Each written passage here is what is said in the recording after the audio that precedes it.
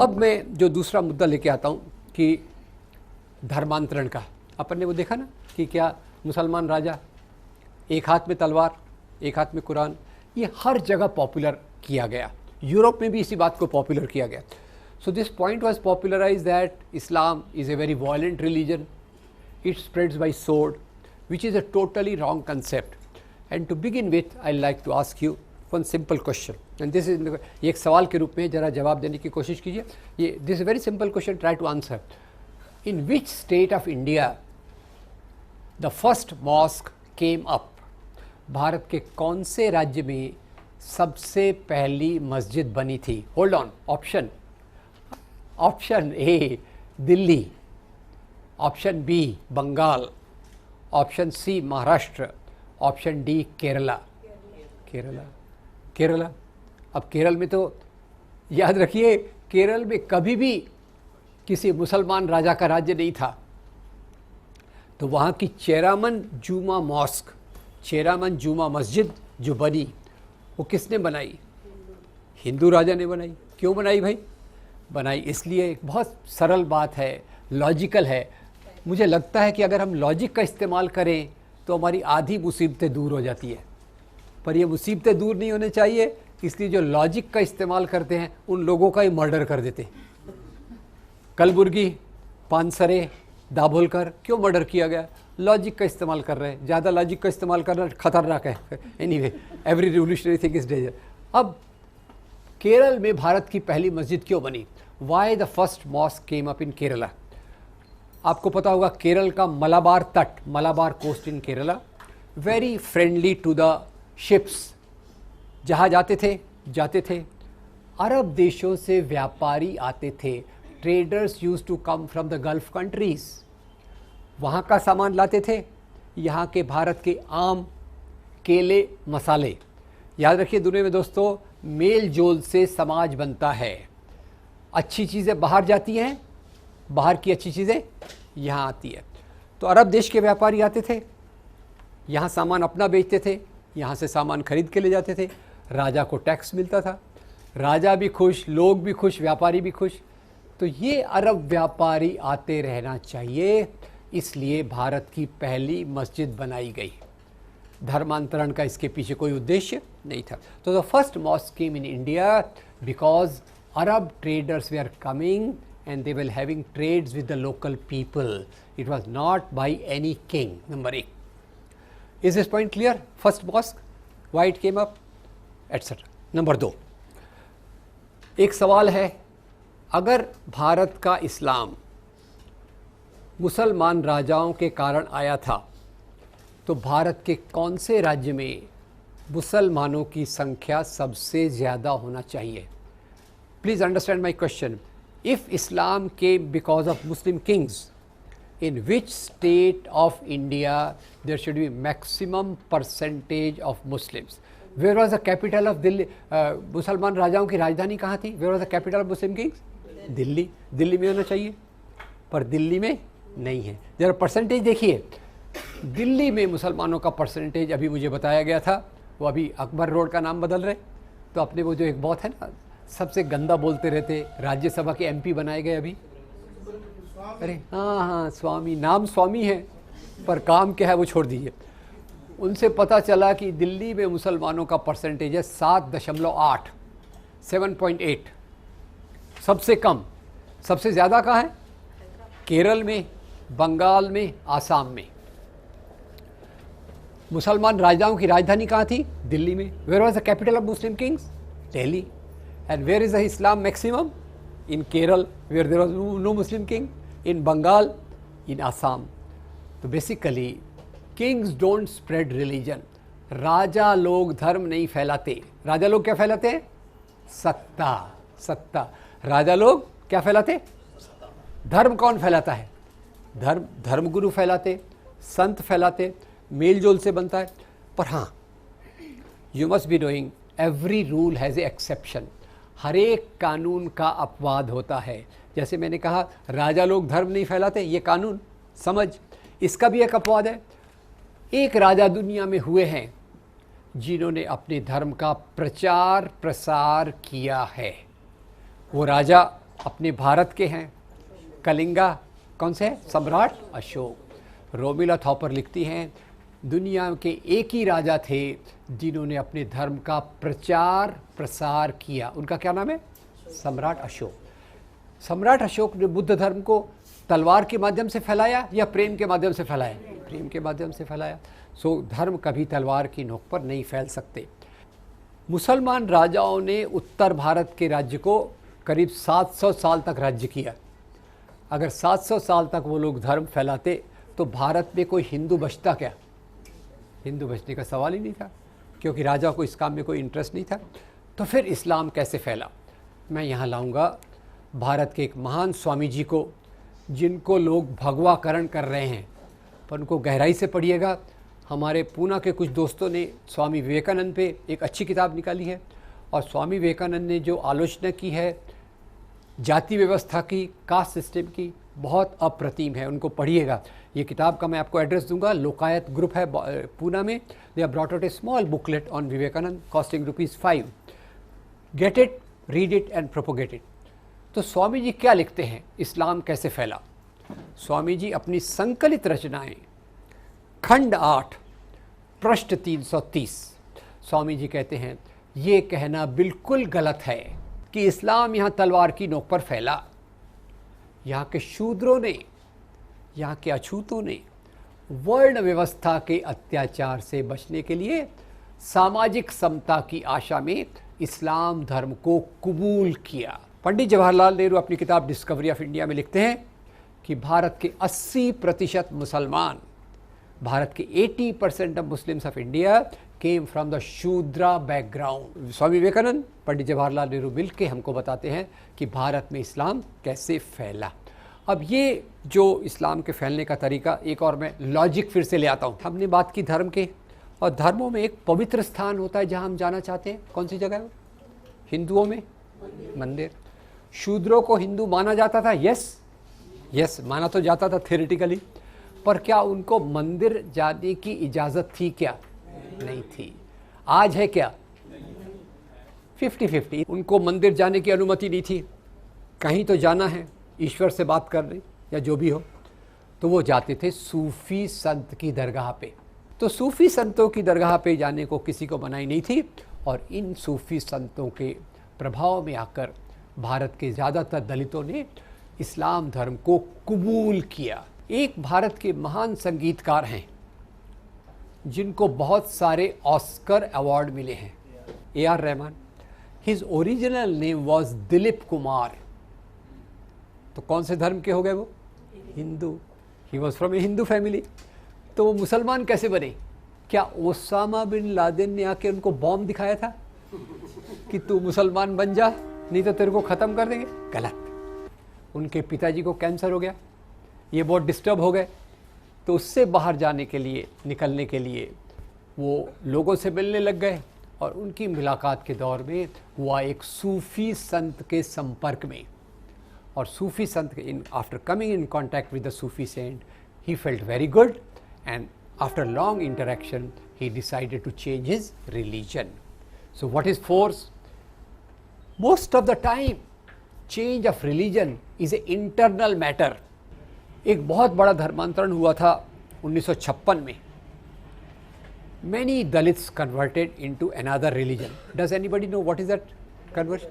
Ambedkar led conversion to Buddhism. Was it that Ambedkar was shown the sword? Was he threatened? He had felt humiliated. He felt insulted. That's why he said, I was born in this religion, but I will not die in this religion. Which Christian community is older? Indian or American? Indian. American किसने बोला? मैं punish नहीं करूँगा। Actually America बना ही बाद में, America बाद में बना, और भारत का ईसाई समाज चालू होता है AD 52। AD 52 सेंट थॉमस फिर से वहीं आए मलाबार के तट पर। इस बार मैं गया था कोचीन किसी लेक्चर के लिए, तो वहाँ मुझे बताया यहाँ सेंट थॉमस आए थे वगैरह वगैरह, and he set up lot of churches. तो भारत का ईसाई समाज कितना पुराना है? कम से कम 1900 साल। Indian Christian community at least is 1900 years old. तो 1900 साल से ईसाई मिशनरी आ रहे, धर्मांतरण कर रहे। बताइए 2011 की जनसंख्या गणना के अनुसार according to the census figures of 2011 what is the percentage of Christians. आज क्या परसेंटेज है? 2.3। और क्रिश्चियन मिशनरी कितने दिनों से काम कर रहे हैं? 1900 साल से। तो बाई चांस अगर मेरा प्रमोशन हो जाए और मेरे को काम दिया जाए कि आप ईसाई मिशनरियों के काम का इवैल्यूएशन करो, अगर बाई चांस मेरा करो, मैं उनका काम का इवैल्यूएशन करने बैठा कि ईसाई मिशनरियों ने काम ठीक किया कि नहीं किया, तो मैंने ईसाई मिशनरियों को 1900 साल में 2.3 लोगों को क्रिश्चियन बनाने के लिए उनको परीक्षा में पास करना चाहिए कि फेल करना चाहिए? फेल करना। 2.3 पे तो कोई पास ही नहीं हो सकता, मिनिस्टर के बेटे की सिवा बाय द राइट। और हमारी बम्बई में एक परिवार है जो मराठी भाषा के नाम पे, हिंदू धर्म के नाम पे सबको मारता पीटता रहता है। कौन सा? राइट। तो मैं एक बार स्टडी किया, भाई ये तो मराठी भाषा का इतना गौरव, फिर हिंदू धर्म का इतना गौरव, तो इनके परिवार के बच्चे कौन से स्कूल में पढ़ना चाहिए? मराठी म्यूनसिपल स्कूल में पढ़ना चाहिए। और पढ़ते कहाँ हैं? क्रिश्चियन स्कूल में पढ़ते। हिपोक्रेसी की लिमिट है। वैसे तो मराठी के नाम पे लोगों को मारपीट कर रहे हैं, हिंदू धर्म के नाम पे मारपीट कर रहे हैं, पर खुद के बच्चे कहाँ पढ़ रहे हैं? क्रिश्चियन मिशन स्कूल में। 1999 में एक पैस्टर ग्राहम स्टेन्स को उनके 2 मासूम बच्चों के साथ जलाया गया। क्या कहा गया? आरएसएस से जुड़े हुए, बजरंग दल से जुड़े हुए Dara Singh who was associated with Bajrang Dal which is a part of RSS. क्या कहा उन्होंने कहा कि भाई ये पैस्टर स्टेन्स धर्मांतरण का काम कर रहे हैं। जलाया गया। पूरे दुनिया में एक प्रकार से खलबली मच गई। होल वर्ल्ड गॉट शेकन कि how in a place like India a pastor is being burned alive, not alone, along with his 2 innocent children aged 7 and 11। 7 और 11 साल के बच्चों के साथ जलाया गया। तो एक कमेटी बैठी, उन्होंने कहा भैया ये हमारी जो वो कौन सी मोदी सरकार, नहीं उस समय मोदी थोड़ी थे, उस समय कौन सा प्रधानमंत्री थे? वाजपेयी सरकार। बोले हमारी सरकार इतना अच्छा काम कर रही कि दुनिया के लोग जलने लग गए, तो इस सरकार को डिस्टेबलाइज करने के लिए ये कर रहे। बाद में एक वाधवा कमीशन बनाया गया। वाधवा कमीशन ने पूरा इन्वेस्टिगेट किया और पता लगाया कि ये जो मर्डर करवाया गया ये बजरंग दल के दारा सिंह ने करवाया गया, जो अभी जेल में है। अब सवाल ये उठता है कि भारत पे ईसाई धर्म का, कुछ लोग बोलते, कुछ लोग ईसाई बनते, ईसाई नहीं पहचानते, वो भी मैं मानता हूँ, हो सकता है कुछ लोग वैसे भी हो, पर मोटे तौर पे ज़्यादा ईसाई धर्म जो फैला है वो फैला है यहाँ के आदिवासी एरियाज़ में, यहाँ के दलित एरियाज़ में। भारत में हिंदू, मुसलमान, ईसाई सभी धर्म के लोग रहते थे, प्रेम से रहते थे, और इनके बीच में अगर आप देखें तो मेल जोल की एक सभ्यता बनी। हमारी जो सभ्यता संस्कृति, our culture is not exclusively Hindu culture. हमारी सभ्यता केवल हिंदू संस्कृति नहीं है। और हिंदू में भी हिंदू कौन है, दलित कौन है, आदिवासी कौन है, नॉर्थ ईस्ट का हिंदू, मद्रास का हिंदू, पंजाब का हिंदू, सब कोई यूनिफॉर्म कल्चर दुनिया में कहीं भी नहीं होता। और जो भी कल्चर होता है सब मिलजुल कर बनता है। All cultural paradigms they are a mixture of each other. 2-3 चीज़ें मैं बताता हूँ, थोड़ा खाने पीने की चीज़ों से ही मैं शुरुआत करता हूँ। खाना पीना है, गाना है, संगीत है, कपड़े पहनना है, 2-4 चीज़ें हम देख लेते हैं, बाकी उससे आप अंदाज़ लगा दीजिए। खाने पीने की आपको पता होगा, हमारे बम्बई में एक चीज़ बड़ी लोकप्रिय है, बहुत सस्ती भी होती है, वड़ा पाव। अब ज़रा वड़ा पाव कैसे बना ये देखिए। वड़ा पाव का पाव आया अफ़गानिस्तान से। अंदर वड़ा बनता है चने की दाल आई मेक्सिको से, उसके अंदर आलू आया स्पेन से, और फाइनली उसमें स्वाद के लिए डालते अदरक, जिंजर। अदरक वहाँ से आई जहाँ से आजकल प्रायः सभी चीज़ें आती हैं, ओरिजिनल डुप्लीकेट दोनों। Very good. इतनी सारी चीज़ें आई और हमारा वड़ा पाव बना। खाना चाहिए कि नहीं खाना चाहिए, फैसला आपका है। दूसरा मैं बताना चाहता हूँ कि ये बताइए, रामायण महाभारत सीरियल आप सब ने देखे होंगे, करेक्ट? बताइए रामायण महाभारत सीरियल में माइथोलॉजिकल सीरियल्स में हमारे देवी देवता किस प्रकार के कपड़े पहनते हैं? Hold on. Option A pant shirt, B salwar kameez, C pyjama kurta, D dhoti sari. Dhoti sari. अब ये बताइए धोती साड़ी और बाकी कपड़ों में क्या फ़र्क है? धोती साड़ी जो है बिना सिला बिना कटा कपड़ा है, क्योंकि उस समय भारत में बुनाई की कला, art of weaving was there, पर art of stitching was not there. Art of stitching was brought to India by Arab traders from 8th century. सुई, धागा, कैंची आई और उसके बाद कपड़ा सीना चालू हुआ. तो बताइए अच्छा हुआ कि बुरा हुआ? कोई प्रॉब्लम नहीं था, नहीं तो अपने यहाँ धोती साड़ी पहन के बैठते थे, व्हाट इज द प्रॉब्लम. पर एनीवे समाज बदलता रहता है और ये हो गया. सबसे ज़्यादा मेलजोल वास्तव में जो हुआ वो हुआ हमारे संगीत के क्षेत्र में, कविताओं के क्षेत्र में. Heavy interaction also took place in the area of religion. ये तीन चीज़ें केवल में हम देख लेंगे. आपको पता होगा हमारे प्रधानमंत्री जी अभी लोकसभा का चुनाव कहाँ से चुन के आए थे? बनारस में. इस बनारस में, ये बनारस किन का पवित्र शहर है? हिंदुओं का. यहाँ एक पवित्र नदी बहती है, कौन सी है? गंगा. तो जस्ट एक दोस्त याद ही कीजिए एक सेंटेंस को, हिंदुओं के पवित्र शहर बनारस में हिंदुओं की पवित्र नदी गंगा के किनारे हिंदू मंदिरों की सीढ़ियों पर बैठकर एक महान संगीतकार ने अपने शहनाई बजाने की कला को विकसित किया. क्या नाम है? उस्ताद बिस्मिल्लाह खान. और ये जो उन्होंने संगीत विकसित किया ये हिंदू देवी देवताओं को समर्पित करके किया.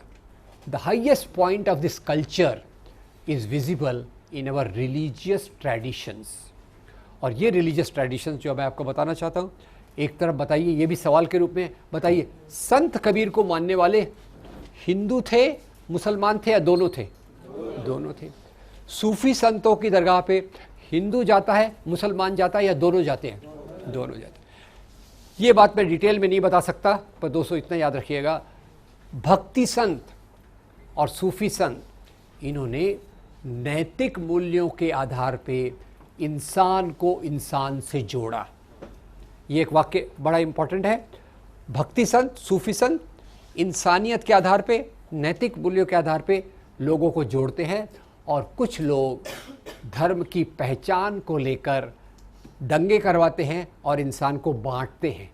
तो दो प्रकार की राजनीति में आपको बता दूं. एक प्रकार का प्रवाह जो इंसान को इंसान से जोड़ता है, उसका आधार होता है नैतिक मूल्य. और दूसरे प्रकार की राजनीति जो लोगों को बांटती है, उसकी पहचान, उसका आधार क्या होता है? पहचान के मूल्य. Please remember this sentence. अगर ये सेंटेंस आपको याद रहा तो आप सांप्रदायिकता को समझने में कभी भी गलती नहीं कर सकते. तो खैर, ये भक्ति परंपरा, सूफी परंपरा. अब हम आते हैं कि एक पॉइंट और आया. दो छोटे छोटे पॉइंट ले लूँ अंतिम पॉइंट पे जाने के पहले. दो पॉइंट आए कि ये खाने पीने का मामला, कि मांस खाने से लोग आक्रामक हो जाते हैं. तो ये बताइए दुनिया में कितने % लोग वेजिटेरियन हैं? गेस वर्क, अंदाज लगाइए. 5%. आई मोर और लेस विल एग्री. दुनिया में 5-10% से ऊपर लोग वेजिटेरियन नहीं हैं. तो क्या बाकी सब 95% लोग हाथ में तलवार लेके घूमते रहते? भाई अभी मैंने ऑमलेट खाया, तैयार रहो. मैंने तो मटन कबाब खा लिया, और तैयार रहो. सबसे खतरे की बात यह है कि एक ऐसा व्यक्ति था जो पूरी तौर से शाकाहारी था. ख्याल कीजिए, you have to identify this person. There was one person who was totally vegetarian and he was responsible for biggest mass genocide in the world. Hitler. ठीक है, तो अब ये है. वैसे गुजरात का कत्लेआम हुआ, उसका जो भी प्रेसिडेंट था वो भी पूरी तौर से शाकाहारी है. I am very scared. वैसे तो दुनिया में दोस्तों अलग अलग प्रकार के खाने की तरीके हैं. मैं इसकी डिटेल में नहीं जा रहा. सॉरी टू टेल यू, एक और बात मैं आपको बता दूं. I have spent 9 years in medical college, MBBS MD. I am not trying to boast. मैं सिर्फ इतना एक निवेदन करना चाहता हूँ कि मैंने खाने पीने का तरीका और विचारों के बीच में संबंध को कहीं नहीं देखा। जो हमको पढ़ाते हैं human physiology, biochemistry, psychology, psychiatry, उसमें इसका संबंध कहीं नहीं दिखाया जाता।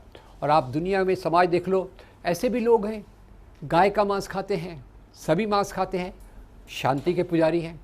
ऐसे भी लोग हैं जो पूरी तौर से शाकाहारी हैं और पूरे पूरे आक्रामक, नफ़रत से भरे हुए बॉम्ब के गोले करके चलते रहते हैं। बात करते हैं शाकाहार की और बात करते हैं हिंसा की, ये दोनों चलते रहते हैं। वास्तव में दोस्तों, इंसान में डाइवर्सिटी बहुत है। There is a lot of diversity in the world, in human beings, human society. ये विविधता है और ये विविधता में आप देखिए, कोई लोग किसी प्रकार का खाना खाता है, कोई लोग किसी प्रकार का खाता है। There are diverse ways of food habits. थोड़ा आपको उदाहरण दे दूं, ये नागालैंड में कुत्ते को खाया जाता है, राइट रॉन्ग? बिहार में चूहे को खाया जाता है, राइट? पर्सनल एग्जांपल दे दूं, पहले आईआईटी में था, एक कॉन्फ्रेंस के लिए हांगकांग गया तो दोस्त के यहाँ रुका हुआ था। सवेरे उठ, जब नींद खुल रही थी, बहुत एक तेज स्मेल, स्ट्रॉन्ग स्मेल केम और वो नाक में स्मेल आई। मैं जाग गया उससे। मैंने बोला यार काय की स्मेल आ रही, क्या बन रहा है? किचन में गया, तो दोस्त की पत्नी कुछ पका रही थी। मैंने कहा क्या पका रहे हो? बोले मैं सांप का सूप पका रही हूँ आपके ब्रेकफास्ट के लिए। मैंने कहा थैंक यू, मुझे दीजिए। अब मैं आपसे पूछना चाहता हूँ कि दुनिया में कोंकण में एक प्रकार का खाना है, बंगाल में दूसरे प्रकार का खाना है, ऑस्ट्रेलिया में तीसरे प्रकार का खाना है, अमेरिका में चौथे प्रकार का खाना है। आप मुझे बताइए सही कौन है, गलत कौन है? सब सही है अपनी जगह पे। और इसमें एक दूसरे की भावनाओं का आदर करना सबसे बड़ी बात है। रोहित वेमुला ने सुसाइड करने के पे मजबूर हुआ। रोहित वेमुला की फेसबुक पोस्ट जरा पढ़िएगा। उनकी यूनिवर्सिटी में एक बीफ फेस्टिवल हुआ। बीफ फेस्टिवल में रोहित वेमुला ने भाग लिया। तो रोहित वेमुला लिखते हैं कि मैं बीफ फेस्टिवल में भाग लिया, इसलिए नहीं लिया कि प्राचीन काल में गाय का मांस खाया जाता था। मीन्स प्राचीन काल में खाया जाता था, नो प्रॉब्लम, पर मैंने इसलिए भाग लिया प्राचीन काल ये बीफ फेस्टिवल में क्योंकि मेरे समाज के बहुत सारे लोग, many people in my community are dependent on beef as a rich source of protein. Because of their poverty, because of their culture, because of their habits, they are eating beef. In solidarity with them, उनसे अपनी एकी दिखाने के लिए मैंने beef festival में हिस्सा लिया। और इसी बीफ फेस्टिवल की जो आज बात बताई जा रही है कि गऊ हमारी माता है, I wish we can take care that much of animals. अरे भाई, हम अभी अपनी माँ को तो देख नहीं पा रहे। हमारी माँ का क्या हाल हो रहा है? जहाँ इतने बड़े एरिया में अकाल है, दुष्काल है, लोग पॉवर्टी लाइन के नीचे हैं, आप अपने घर की माँ को नहीं देख पा रहे हो और वहाँ आप गाय को ऐसा प्रमोट करना चाहोगे, थोड़ा एक चिंता का विषय है। आज गाय के नाम पे मोहम्मद अखलाक को मार रहे, दलित लोगों को मार रहे कि वो गाय का मांस, गाय का चमड़ा निकाल के उसका जूते बनाते, लोगों को फांसी लगा रहे। पर गांधी जी इसके बारे में क्या बोलते हैं पता होगा? गांधी जी अहिंसा, शाकाहार पूरा पढ़ते। एक बार गांधी जी के सेवाग्राम आश्रम में उनके अफ्रीका के दिनों के एक मुसलमान दोस्त का बेटा गांधी जी के आश्रम में आया। आते से उसने गांधी जी को मिला, गांधी जी के पैर पकड़ लिए और कहा बापू नमस्ते। ही सैल्यूट्स गांधी जी। गांधी जी को याद आया, अरे आज तो ईद का दिन है, तो उन्होंने उस लड़के के कंधे पे थपथपाया, इशारा किया कि खड़े हो जाओ। वो लड़का खड़ा हुआ, इन्होंने इसको गले लगाया और बोला बेटा ईद मुबारक।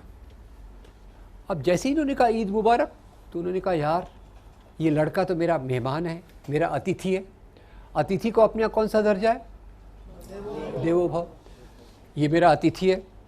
आज अगर ईद के दिन अपने घर में होता तो नॉन वेजिटेरियन खाता, शीर खुरमा खाता। तो उन्होंने अपने एक सहकारी को बुलाया कि शीर खुरमा तो यहाँ भी बन जाएगा, तुम बाज़ार से जाओ, बाज़ार से मेरे इस मेहमान के लिए तुम मटन लेके आओ। कौन बोल रहा है? गांधी जी। अब जैसे गांधी जी ने कहा इसके लिए तो मटन लेके आओ, तो लड़का फिर से गांधी जी के पैर पे गिर पड़ा, बोला बापू आज के दिन मैं मटन नहीं खाऊंगा क्योंकि मैं आपके आश्रम में आया हूं। एक आदर्श समाज में कैसे जीना चाहिए इसका यह उदाहरण है। क्या उदाहरण है? गांधी जी किसका आदर कर रहे हैं? मेहमान का। मेहमान किसका आदर कर रहे हैं? गांधी जी का। ये एक है। और अभी मैंने इसी पे गांधी जी का एक और भी पढ़ा था। गांधी जी को कुछ लोगों ने कहा कि भाई देखो आप गाय को पवित्र मानते, अभी तो भारत आज़ाद हो गया, आप गौ हत्या पर बंदी ले आइए। तो गांधी जी कहते हैं जब तक यहाँ के अल्पसंख्यक, दलित, आदिवासी इसकी मांग नहीं करते तब तक इस पर बंदी नहीं लाना चाहिए। आज बंदी की मांग कौन कर रहा है? जो एफ्लुएंट लोग हैं, जो एक प्रकार की राजनीति में विश्वास रखते हैं। गाय से उनको कितनी मोहब्बत है मुझे नहीं मालूम, पर उसको एक राजनीतिक प्रतीक के रूप में they are trying to use it. जिंदगी का एक भाग ऐसा नहीं है जिसमें मेल जोल नहीं हुआ। और ये तो एक और है, मैंने ईसाई के बारे में कुछ बात नहीं की, वो भी एक बताना चाहता हूँ आपको। ऐसी ऐसी मान्यताएं लोग रखते हैं जिसको लेकर वो चर्च जाते हैं। एक चर्च है मदर वेलंकिनी का, दक्षिण भारत में है मदर वेलंकिनी का चर्च। वहाँ ऐसे लोगों को फेमस ये है कि वहाँ अगर आप जाओ तो आपकी बीमारी दूर हो जाएगी।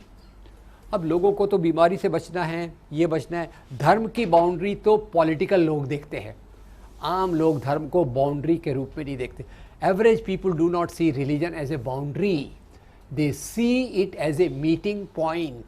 आप एयरपोर्ट से बाहर आते हो, एक जगह लिखी रहती है मीटिंग पॉइंट, यानी दो लोग वहाँ मिलते हैं। और राजनीतिक लोग उसको एक डिवाइडिंग पॉइंट के रूप में लेके यूज़ करते हैं। तो मदर वेलंकिनी का चर्च है।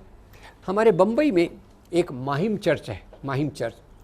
तो क्या हुआ, एक बार मैं एक संडे को मॉर्निंग में लेक्चर के लिए वहाँ बुलाया गया, तो मैंने देखा भाई वो माहिम चर्च में बड़ी भीड़ है। तो लेक्चर के दौरान वहाँ जो माहिम चर्च के कुछ इंचार्ज थे, मैंने उसको कहा भाई इस एरिया में क्रिश्चियन लोग बहुत रहते, आपके चर्च में कितनी गर्दी है? अरे बोले ये जो लोग हैं आप देख रहे हैं ये क्रिश्चियन ज़्यादा नहीं है।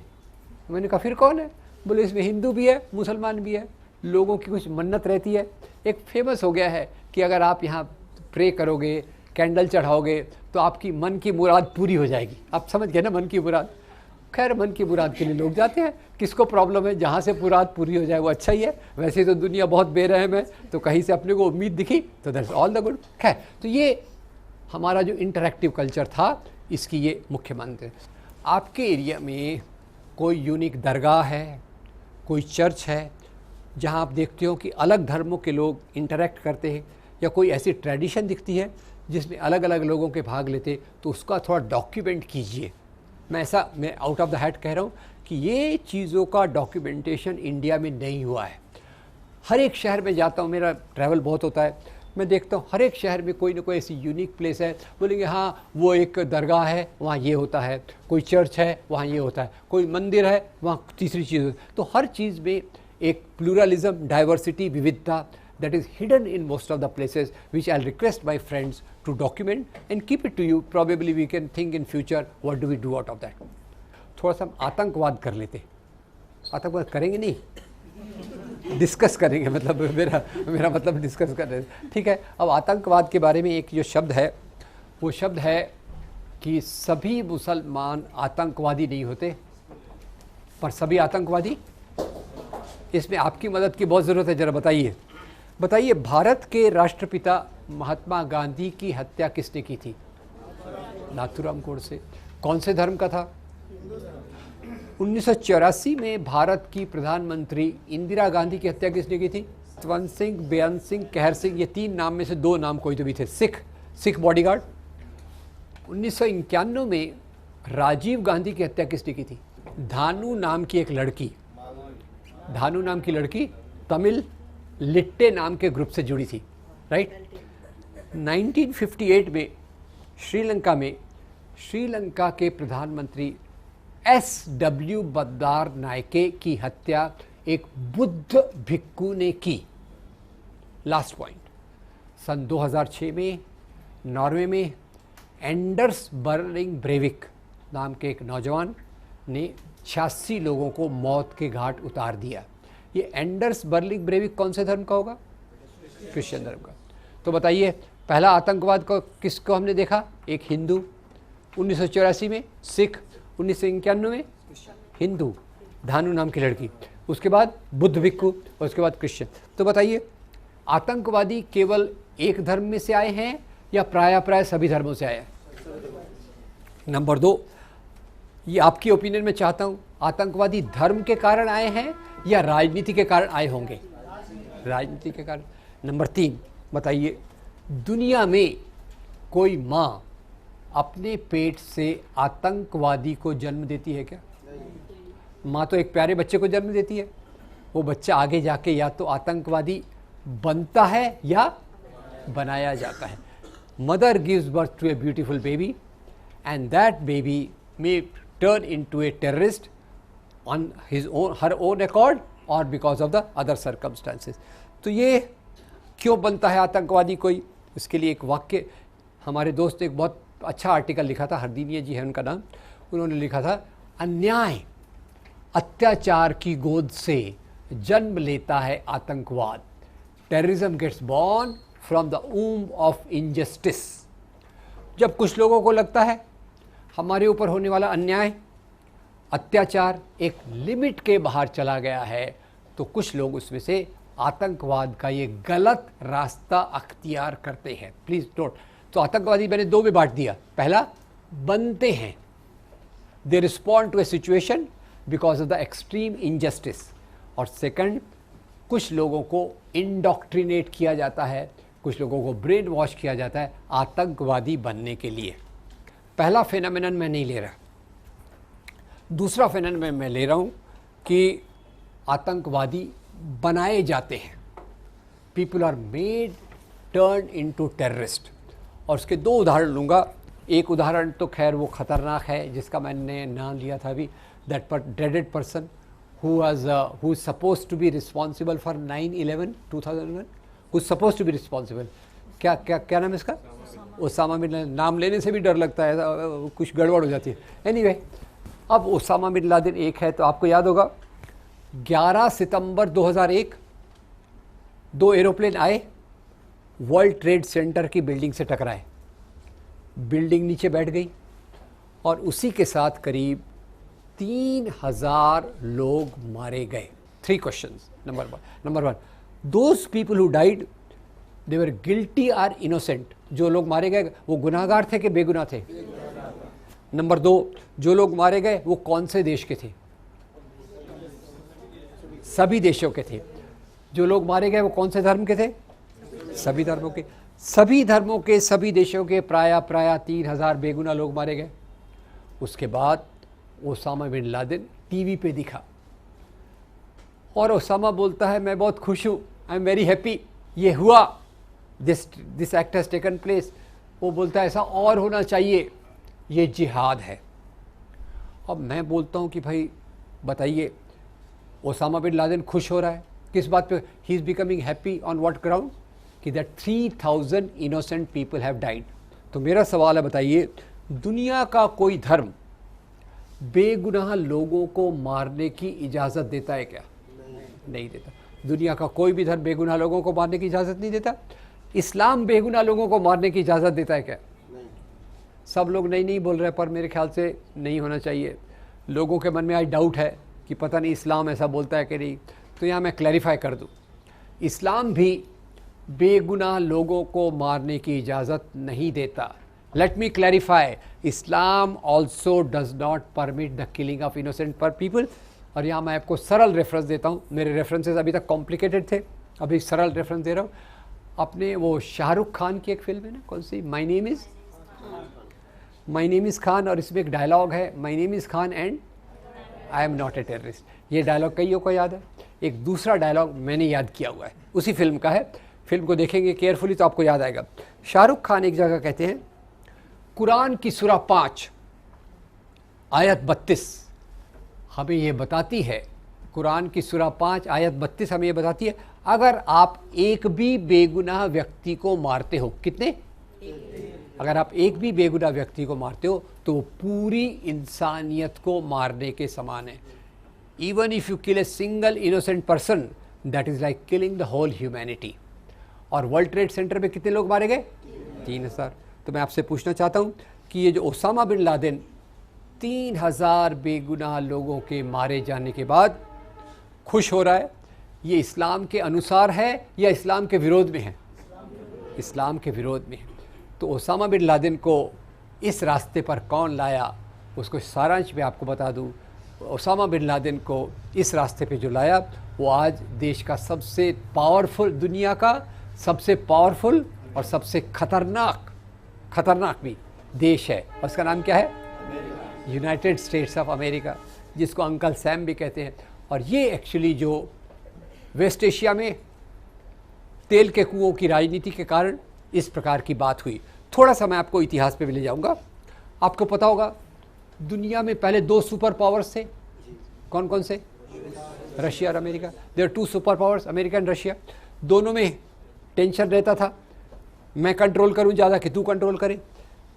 रशियन फौजों ने अफगानिस्तान पे कब्जा किया, Russian forces occupied Afghanistan. America wanted to retaliate, America इसका जवाब देना चाहता था। पर अमेरिका का एक प्रॉब्लम था। आजकल तो आप देखते होंगे जब मौका पड़ा अमेरिकन फौज जाती है, एक देश पे आक्रमण कर देती है। उस समय अमेरिकन फौज का एक प्रॉब्लम था। प्रॉब्लम क्या था? अमेरिका की फौज का मनोबल बहुत गिरा हुआ था। क्यों गिरा हुआ था अमेरिकन फौज का मनोबल? क्योंकि अमेरिकन फौज को वियतनाम के लोगों ने हरा दिया था। तो उन्होंने बोला भाई अब रशियन ने फौजों ने अफ़गानिस्तान पे कब्ज़ा किया है, इसका जवाब कैसे दिया जाए। तो खैर वहाँ भी बड़े तेज़ सोचने वाले धुरंधर लोग रहते हैं। एक वहाँ निक्सन थे, एक हेनरी किसिंजर थे। उन्होंने एक नया डॉक्ट्रिन निकाला, एक नया थ्योरी निकाला। They came out with the theory that in Asia we should make Muslim youth fight for our cause. यानी एजेंडा किसका है? अमेरिका का। लड़वाएंगे किसको? मुसलमान नौजवानों को। और ये मुसलमान नौजवानों को ट्रेन करने के लिए उन्होंने 3 चीज़ों को मिलाया। 3 फैक्टर्स केम इन। नंबर 1, पाकिस्तान में कुछ मदरसे, उन मदरसों में उन्होंने सऊदी अरेबिया का एक इस्लाम का वर्जन लाया जो टोटल तरीके से आक्रामक और एक ख़तरनाक तरीके की हिंसा करने की बात करता है। और तीसरा, इस सब के पीछे जो पैसा दिया वो पैसा दिया अमेरिका ने। मैंने इसको रिसर्च करके लिखा है। अमेरिका ने $8,000 मिलियन और 7,000 टन हथियार ये अल कायदा को मुहैया कराए, जिसकी मदद से अल कायदा ने अलग अलग आक्रमण किए, रशियन विरोधी फ़ौजों के साथ मिले और रशियन फ़ौजों को हरा दिया। और इसमें 2 शब्दों को डिस्टॉर्ट किया गया।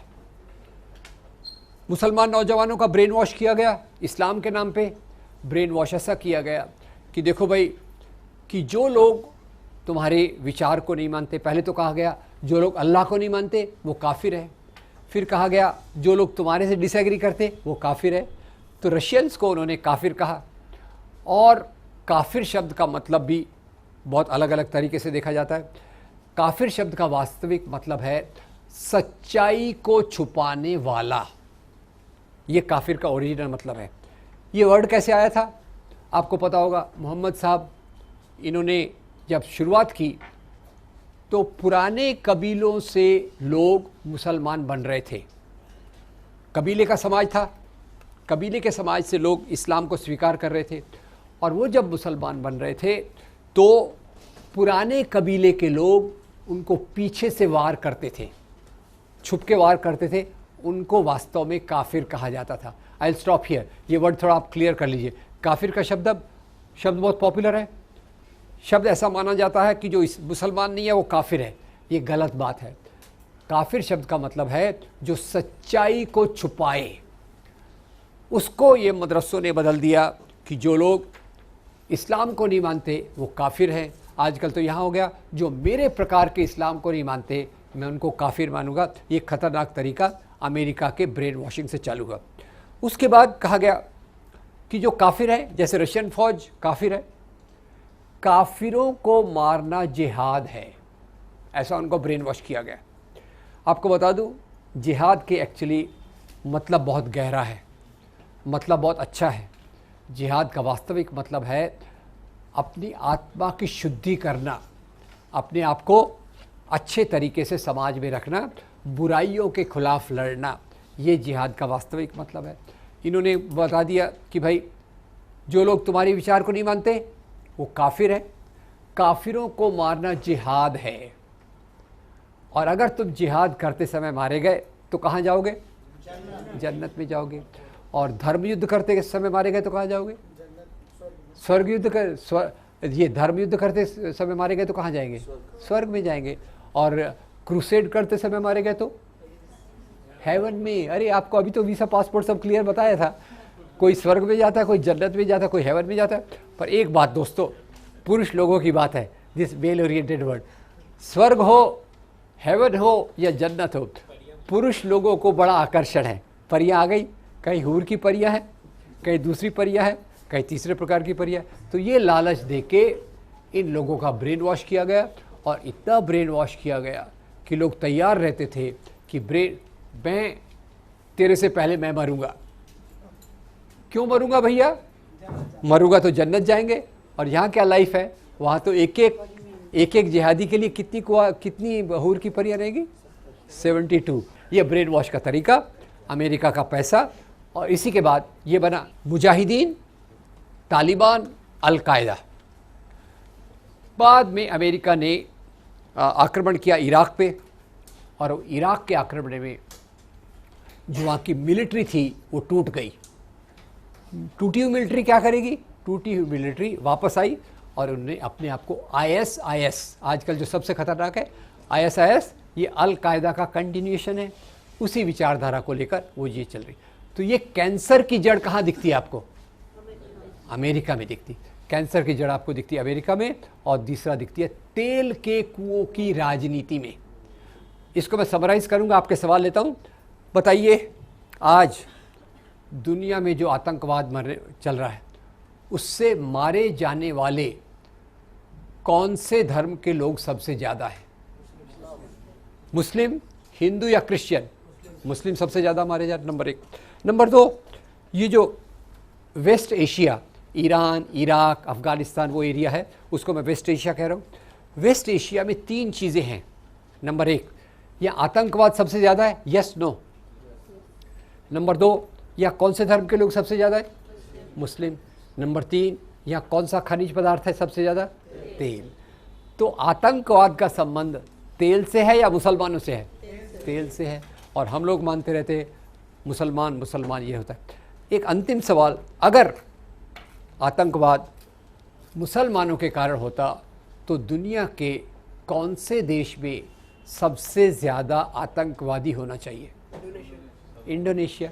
सऊदी अरेबिया तो छोटा सा, हमारे बम्बई से भी कम है। सऊदी अरेबिया छोटा देश है, सबसे बड़ा देश है इंडोनेशिया। अगर इस्लाम के कारण आतंकवाद होता तो इंडोनेशिया की सड़कों पे क्या नज़ारा होता? 2 मुसलमान नौजवान चल रहे, पहला मुसलमान नौजवान दूसरे को पूछता है, हेलो तूने कितनों को मारा?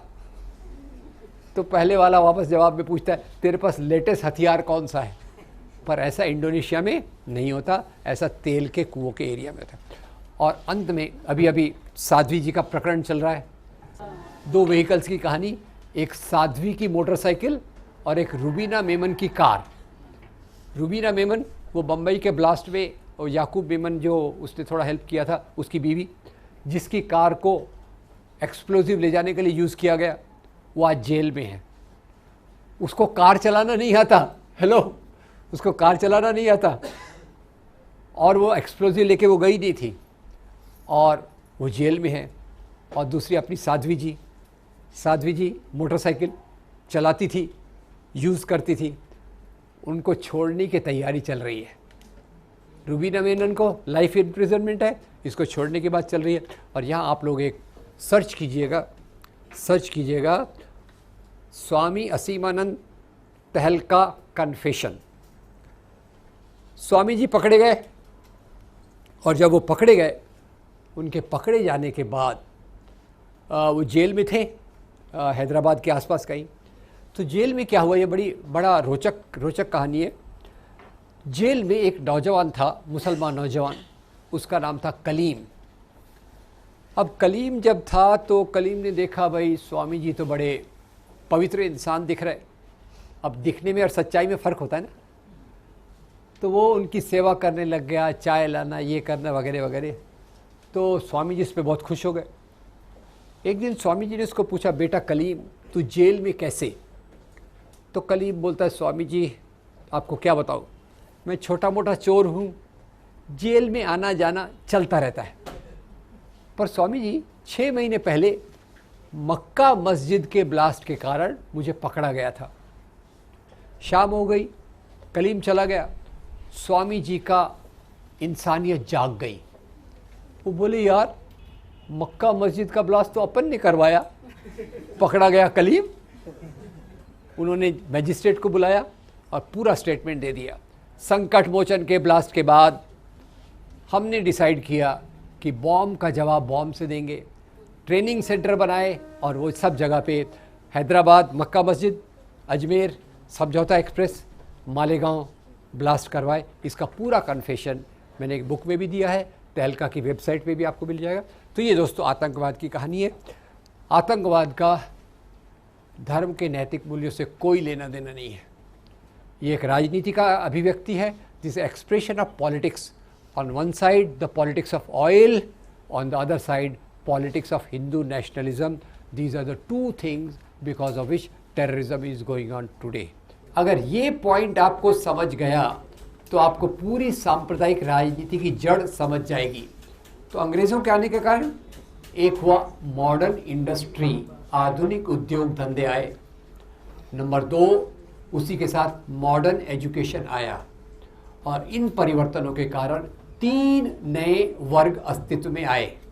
ये 3 नए वर्ग कौन से थे? नंबर 1, व्यापारी उद्योगपति वर्ग, जिन्होंने यहाँ की इंडस्ट्री की स्थापना की। उनके उदाहरण टाटा, बिरला, बजाज, सिंघानिया, डालमिया। इन्होंने फैक्ट्रियाँ डाली। फैक्ट्रियों पे काम कौन करेगा? मजदूर वर्ग। तो दूसरा वर्ग आया मजदूर वर्ग। और तीसरा वर्ग जो ऊपर आया, समाज की गोद से जो नया वर्ग निकला, वो था आधुनिक शिक्षित वर्ग, मॉडर्न एजुकेटेड क्लासेस। तो आप दोहरा सकते हैं, 3 नए वर्ग कौन से बने? पहला व्यापारी उद्योगपति, दूसरा मजदूर वर्ग, तीसरा शिक्षित वर्ग। ये नए वर्ग जब इतिहास में आए, पुराने वर्ग खत्म नहीं हुए। भारत का दुर्भाग्य ये है कि नए वर्ग, नई व्यवस्था, नए विचार आए और पुराने वर्ग, पुरानी व्यवस्था, पुराने विचार चलते रहे। ये पुराने वर्ग कौन से थे? ये थे राजा, नवाब, जमींदार, जागीरदार। और कुछ अब संगठन, इनको मैं कहता हूँ डूबते वर्ग, इनको मैं कहता हूँ उभरते वर्ग। उभरते वर्गों में से कुछ संगठन बने, डूबते वर्गों में से कुछ संगठन बने, और इन संगठनों के नाम से उनका राजनीतिक एजेंडा आपको समझेगा। यही मैं बताने की कोशिश करूंगा। तो उभरते वर्गों में से जो संगठन आए उनको जरा पहचानिए, उनके नाम के पैटर्न को देखिए और ये संगठन को आप पहचानिए। पहला संगठन जो इधर से आता है उनका नाम है सरदार भगत सिंह। उनके संगठन का नाम किसी को याद है? हाँ जी, आज़ाद हिंद तो सुभाष चंद्र बोस की थी। इनके भगत सिंह के संगठन का नाम था नौजवान भारत सभा। एक बार दोहरा देंगे? दूसरे व्यक्ति इधर से आए, उनका नाम है डॉक्टर भीमराव बाबा साहब अम्बेडकर। अम्बेडकर के संगठन का नाम किसी को पता है? Republican party of India. और तीसरा संगठन जो आया उसके लिए मैं 4 लोगों के नाम ले रहा हूँ। Number 1 Maulana Abul Kalam Azad, number 2 Annie Besant, number 3 सरदार बलदेव सिंह और नंबर 4 मोहनदास करमचंद गांधी। कोई इनके संगठन को पहचान सकता है? कांग्रेस। पूरा नाम क्या था हिंदी में? भारतीय राष्ट्रीय कांग्रेस। ये नाम मैं दोहरा रहा हूँ, इनके नाम के पैटर्न को देखिए। नौजवान भारत सभा, रिपब्लिकन पार्टी ऑफ इंडिया, भारतीय राष्ट्रीय कांग्रेस। ये नए समाज का प्रतिनिधित्व करने वाले संगठन, नए मूल्यों का प्रतिनिधित्व करने वाले संगठन। अब पुराने लोग जो थे उनको डर लगा, समाज बदल रहा है, हमारे अधिकारों का क्या होगा, हमारे वर्चस्व का क्या होगा, हमारे डोमिनेशन का। They were the dominant classes earlier. अब उनको डर लगने लग गया, तो उन्होंने भी अपने संगठन बनाए। और इन संगठन के नाम को ज़रा पहचानिए। पहले व्यक्ति का नाम है मोहम्मद अली जिन्ना। पार्टी का नाम किसी को याद है? मुस्लिम लीग, वेरी गुड। दूसरे व्यक्ति हैं विनायक दामोदर सावरकर। 1923 के 21 में अंग्रेज़ों की जेल से छोड़कर आए और उन्होंने एक पार्टी ज्वाइन की। उस पार्टी का नाम था हिंदू महासभा। हिंदू महासभा ने हिंदुत्व की राजनीति को सामने रखा, हिंदू राष्ट्र का उद्देश्य सामने रखा। हिंदुत्व की राजनीति हिंदू राष्ट्र के उद्देश्य को लेकर एक संगठन बना 1925 में। ये जरा पहचानिए, आरएसएस।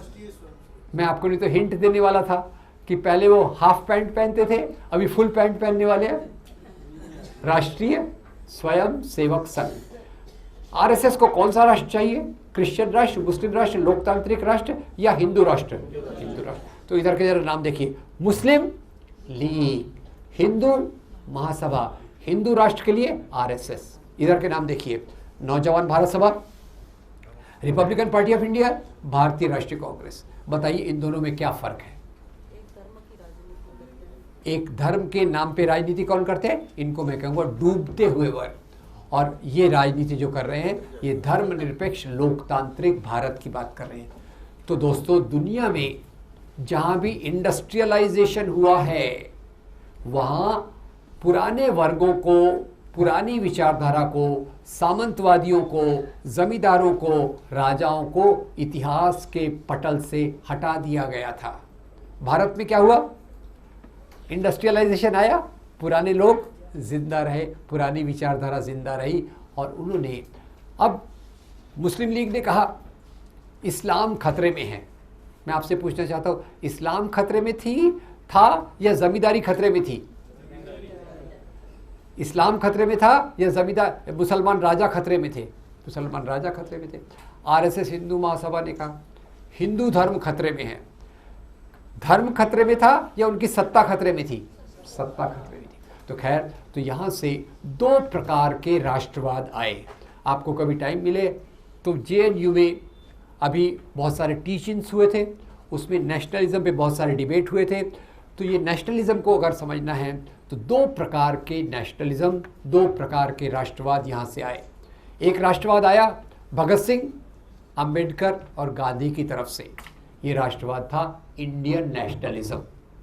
ये इंडियन नेशनलिज्म, अब ये बात मैं मानता हूँ भगत सिंह, अंबेडकर, गांधी में बहुत सारे मतभेद थे, बहुत सारे मतभेद थे। उसी के साथ उनमें बहुत सारी सिमिलैरिटी, कॉमनैलिटी, सेम प्रकार, सिमिलर एक प्रकार की आइडियाज़ उनकी थी। और वो आइडिया में 3-4 चीज़ें मैं आपको बताना चाहता हूँ। नंबर 1 बताइए, भगत सिंह, गांधी, अंबेडकर ये तीनों लोकतंत्र को मानते थे, यस और नो?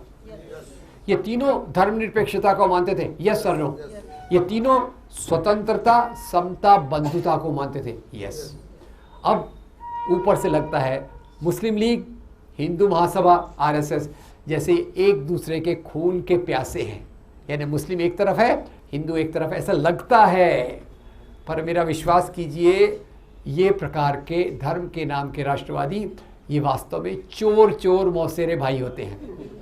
ऊपर से दुश्मनी दिखाते, अंदर से उनके विचार एक प्रकार के होते। और वो विचार होते हैं सामंतवादी फ्यूडल वैल्यूज़ को आज की भाषा में रखना। और यही तो इधर से उभरते वर्गों के बीच में से आया इंडियन नेशनलिज्म, भारतीय राष्ट्रवाद। इन्होंने कहा भारत एक बनता हुआ राष्ट्र है। इसको दोहराइए, भारत क्या है? यानी हम बन रहे हैं, हम रेडीमेड नहीं हैं। अब इन्होंने कहा भारत एक बनता राष्ट्र है, तो मुस्लिम लीग ने कहा ये बनता को हम नहीं मानते, हम तो ऑलरेडी एक रेडीमेड राष्ट्र है 1100 साल से। जब से मोहम्मद बिन कासिम ने सिंध पे आक्रमण किया, एक मुस्लिम बादशाहत आई, तब से हम एक मुस्लिम राष्ट्र हैं। तो आप बताइए, राजाशाही और राष्ट्र में फ़र्क होता है कि नहीं? होता है। पर मुस्लिम लीग अपनी पहचान किससे ले रही है? एक राजा से ले रही है। राजाशाही में नागरिकता होती है क्या? वोट डाल रहे, चुन रहे, आलोचना कर रहे, राजाशाही में होता है? नहीं होता। Main thing which we have to remember is this, there is a fundamental difference between kingdoms and the modern nation state. अब खैर मुस्लिम लीग ने कहा हम 1100 साल से एक मुस्लिम राष्ट्र हैं। उन्होंने अपनी पहचान और मूल्य एक मुसलमान राजा से लिए। बात कौन सा है? कृषि समाज। कृषि समाज के साथ ही मनुष्य एक जगह पे रहना चालू करता है और राजाशाही की शुरुआत होती है। और राष्ट्रवाद की शुरुआत जो होती है वो 17वीं 18वीं शताब्दी से होती है। भारत में राष्ट्रवाद की शुरुआत अंग्रेज़ों के आने के बाद होती है। अब मोटे तौर पे मैं कहूँ कि आरएसएस की भाषा को समझना बड़ा मुश्किल है, फिर भी इतना मैं कहना चाहता हूँ, भगत सिंह, गांधी, आम्बेडकर अपने मतभेदों के बावजूद स्वतंत्रता, समानता, बंधुता के मूल्यों में विश्वास रखते हैं। और जो पुराने वर्गों के लोग हैं, मुस्लिम लीग, हिंदू महासभा, आरएसएस, ये अपनी पहचान राजाशाही के मूल्य से लेते हैं। पहले वास्तव में देखिए, काशी के राजा और ढाका के नवाब, इन्होंने मिलकर एक बनाया था United India Patriotic Association. I am not going to details of that. इसी में से एक जगह निकली मुस्लिम लीग, एक जगह निकली हिंदू महासभा, क्योंकि दोनों लोग राजा टाइप के लोग थे, दोनों लोग जमींदार टाइप के लोग थे, और उनके जो विचार थे वो थे जन्मजात ऊंच नीच। और ये जन्मजात ऊंच नीच, इसको मैं दो प्रकार से बताने की कोशिश करूंगा। सामंती समाज में, फ्यूडल सोसाइटी में, जमींदारी सोसाइटी में दो प्रकार की ऊंच नीच रहती है। एक ऊंच नीच एक प्रजा की और राजा की। जब प्रजा राजा के सामने जाती है तो वो सीधे नहीं जा सकती, सीधे खड़े होकर नहीं जा सकती, उसको कैसे जाना पड़ता है? झुक के जाना पड़ता है। वो राजा को अपनी पीठ नहीं दिखा सकती, उसको रिवर्स गियर में वापस आना पड़ता है। तो ये प्रजा। और दूसरी, एक भारत के संदर्भ में बात करूं तो एक थी जाति व्यवस्था। जाति व्यवस्था के बारे में पता नहीं आपकी चर्चा हुई है कि नहीं, पर एक देखिएगा, अंबेडकर जी ने इस जाति व्यवस्था को बहुत सुंदरता से बताया है। अंबेडकर क्या कहते हैं? भारत की जाति व्यवस्था जो है एक 4 मंजिला समाज के तरीका है। 4 मंजिला समाज। ये 4 मंजिले आपको पता होगा, ब्राह्मण, क्षत्रिय, वैश्य, शूद्र। कुछ लोग कहते हैं कि ये बिल्डिंग, ये इमारत बड़ी अच्छी है, पर इस बिल्डिंग में एक प्रॉब्लम है। प्रॉब्लम क्या है? इस बिल्डिंग में सीढ़ियाँ नहीं है। सीढ़ियाँ नहीं है तो क्या होगा भैया? ऊपर वाले को तो नीचे आना नहीं है, नीचे वाला ऊपर जा नहीं सकेगा। ये जाति व्यवस्था। और दूसरी व्यवस्था पुरुष और स्त्री के बीच में। तो ये व्यवस्था को जिंदा रखने के लिए एक तरफ मुस्लिम लीग आती है, एक तरफ हिंदू महासभा आरएसएस आती है, और ये प्राचीन काल के गुणगान करते रहते हैं। प्राचीन काल वेरी गुड, कुछ प्रॉब्लम नहीं था, सब मज़े में थे। तो खैर आरएसएस ने अपनी जो स्थापना की 1925 में बनी, और इसने लोकतंत्र को रिजेक्ट करके प्राचीन मूल्यों के आधार पे समाज को चलाने की बात की। इसने स्वयंसेवक बनाए। ये स्वयंसेवकों में से प्रचारक बनते हैं। और आरएसएस ने काम करने का तरीका 2 प्रकार से रखा कि ये संगठन बनेंगे, जैसे पहला संगठन उनका बना औरतों के लिए। अब यहाँ मैं थोड़ा औरत और पुरुष की बात कर लेता हूँ। बताइए, आरएसएस में, आरएसएस का फुल फॉर्म क्या है? अब जरा आपको व्याकरण का सवाल पूछता हूँ, ये पुल्लिंग शब्द है कि स्त्रीलिंग शब्द है? पुल्लिंग है। तो इसमें औरतें हो सकती हैं क्या? नहीं हो सकती। औरतें नहीं है उसमें, आरएसएस में औरतें नहीं हैं। दुनिया के चंद संगठन हैं जिनमें औरतें नहीं होती। एक तालिबान है, दूसरा आरएसएस है, तीसरा आईएसआईएस भी है, राइट? बुरा मत मानिएगा, उसमें औरतें नहीं जा सकती। तो औरतों के लिए, औरतों से काम कैसे निकाला जाए, तो उसके लिए एक और संगठन बना। उस संगठन का नाम है राष्ट्र सेविका समिति। क्या नाम है?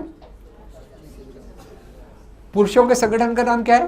राष्ट्रीय स्वयं सेवक संघ। स्त्रियों के संगठन का नाम क्या है? राष्ट्र सेविका समिति। स्त्रियों के संगठन से कुछ गायब हो गया। स्वयं। स्वयं यानी क्या? मेरा अस्तित्व। याद रखिए दोस्तों, हर एक पुरुष प्रधान विचारधारा के अनुसार, हर एक पुरुष प्रधान विचारधारा के अनुसार स्त्रियों के स्वयं को पुरुष के जेब में माना जाता है। और शायद इसीलिए पुरुषों के कमीज में जेब बने होते हैं, ये मुझे पता नहीं है, इस पर कोई रिसर्च हुआ नहीं है, राइट? अब ये बात जो राष्ट्र सेविका समिति के रूप में आई, बाद में एबीवीपी बना, मजदूर संघ बना और बहुत सारे संगठन इन्होंने बने। और आज जो हम राजनीति देख रहे हैं वो मैंने इस छोटी सी किताब में उसका वर्णन किया है। आपने देखा होगा रोहित वेमुला के साथ क्या हुआ, आपने देखा होगा कन्हैया कुमार के साथ क्या हुआ। मुझे बहुत खुशी है कि आज आप कन्हैया कुमार को सुनेंगे और मैं खुद बहुत प्रभावित हूँ जिस प्रकार से हमारे नौजवान साथी हमें एक नई दिशा देने की कोशिश कर रहे हैं। मुझे विरोध किसी धर्म से नहीं है, मुझे विरोध है धर्म के नाम की राजनीति से। धर्म और धर्मनिरपेक्षता में अंतर्विरोध नहीं है, अंतर्विरोध है तो धर्म के नाम की राजनीति में और धर्म के नाम के मूल्यों में, ये अंतर्विरोध है। तो दोस्तों, मैं हिंदू धर्म के खिलाफ नहीं हूँ, इस्लाम के खिलाफ नहीं हूँ, पर मैं तालिबान के खिलाफ हूँ, ISIS के खिलाफ हूँ, पाकिस्तान में बांग्लादेश में इस्लाम के नाम पे चलने वाली राजनीति के खिलाफ हूँ, और भारत में हिंदू धर्म के नाम पे चलने वाली इस खतरनाक राजनीति के मैं खिलाफ हूँ। तो आप चर्चा कीजिए। बहुत दूर जाना है हमें, दूर जाना इसलिए बराबर मन में सवाल उठता रहता है, इतने सालों से हम लोग काम कर रहे हैं, मामला बढ़ क्यों नहीं रहा? मामला बढ़ इसलिए नहीं रहा कि ये हमारा जो काम है एक आंदोलन का स्वरूप नहीं ले रहा। गांधी जी की सबसे बड़ी बात क्या थी? वो हर एक चीज़ को एक आंदोलन का रूप देते थे। आज ज़रूरत है एक धर्मनिरपेक्ष आंदोलन की, धर्मनिरपेक्ष आंदोलन की जो दलितों के अधिकार, महिलाओं के अधिकार, आदिवासियों के अधिकार, मजदूरों के अधिकारों को लेकर, अल्पसंख्यकों की सुरक्षा को बात लेकर आगे चले। और इस प्रकार के आंदोलन के आधार पे ही हम भारत के लोकतंत्र को बचा सकते हैं। आज झगड़ा हिंदू मुसलमान का ऊपर से दिखता है, जो वास्तविक झगड़ा है वो एक तरफ से भारतीय संविधान को बचाने का और दूसरी तरफ से मनुस्मृति के मूल्यों को उस पर लादने की कोशिश है। मनुस्मृति के मूल्यों को चालाकी से आधुनिक रूप में, परंपरा के रूप में बता के हमको बताया जाता है कि हमारे धर्म का मामला है और उसी आधार पे एक राजनीति की जाती है। अपील यह है दोस्तों, आज वक्त बहुत कठिन है, कठिन वक्त है भारतीय संविधान के मूल्यों के लिए, कठिन वक्त है भारत की एकता और अखंडता के लिए। इस एकता के लिए हमको सामने आना है और जो मूल्य हमारे भारतीय संविधान में है उनको ले जाने के लिए कोशिश करना है। भारतीय संविधान ने सामाजिक परिवर्तन की बात को महत्व दिया, इसलिए आप देखेंगे आज़ादी के आंदोलन में ज्योतिराव फुले दलितों के लिए सामने आते हैं, सावित्रीबाई फुले अपनी सहेली फातिमा शेख के साथ मिलकर लड़कियों के लिए स्कूल खोलते हैं। और ये हमारे सामाजिक परिवर्तन का भाग आज़ादी के आंदोलन के समांतर चलता है। और जो धर्म के नाम की राजनीति वाले थे, जो राजा नवाबों से आए थे, उन्होंने इन चीज़ों पे ख्याल नहीं दिया, पर आज वो सबसे ज़्यादा घुसपैठ करने की कोशिश कर रहे हैं दलितों के बीच में, औरतों के बीच में, और एक हिंदू राष्ट्रवाद के नाम पर। वो उसको हिंदू राष्ट्रवाद नहीं बोलते आजकल, वो बोलते राष्ट्रवाद। पर राष्ट्र, याद रखिएगा, उनका राष्ट्रवाद है हिंदू राष्ट्रवाद। मेरा भी राष्ट्रवाद है, पर मेरा राष्ट्रवाद है भारतीय राष्ट्रवाद। मेरा राष्ट्रवाद है भगत सिंह का, गांधी का और अंबेडकर का मिला जुला राष्ट्रवाद। ये हमारा राष्ट्रवाद होना चाहिए। तो उसके लिए मैं आपसे अपील करूंगा कि आप, सांप्रदायिक राजनीति जो बढ़ती है उसका आधार होता है नफरत। नफरत कैसे होती है? नफरत बनती है सोशल कॉमन सेंस, सामान्य सामाजिक सोच। तो सबसे पहले होता है सामान्य सामाजिक सोच, उसके आधार पे नफरत फैलाई जाती है, और नफरत फैलाई जो होती है उसके कारण हिंसा संभव होती है। एक सवाल आपसे पूछता, बताइए, सांप्रदायिक दंगे होते हैं या करवाए जाते हैं? करवाए जाते हैं। और सांप्रदायिक दंगे तभी करवा सकते हैं जब समाज में नफरत हो। और ये अभी बहुत सारे रिसर्च लोगों ने क्लियर कर दिया है, जहाँ भी सांप्रदायिक दंगे होते हैं वहाँ भाजपा राजनीतिक तरीके से पावरफुल हो जाती है। और हर एक बड़ी जो घटना हुई, बम्बई का दंगा, गुजरात का दंगा, कत्लेआम जो भी ये हुए, उसके बाद भाजपा की ताकत में इंक्रीज हुई, वृद्धि हुई। तो आज नौजवान साथियों और बाकी दोस्तों, हमारा एक कर्तव्य है कि समाज में ये जो नफरत आई है, जो गलत सामान्य सामाजिक सोच आए है, उसका विरोध करना ज़रूरी है।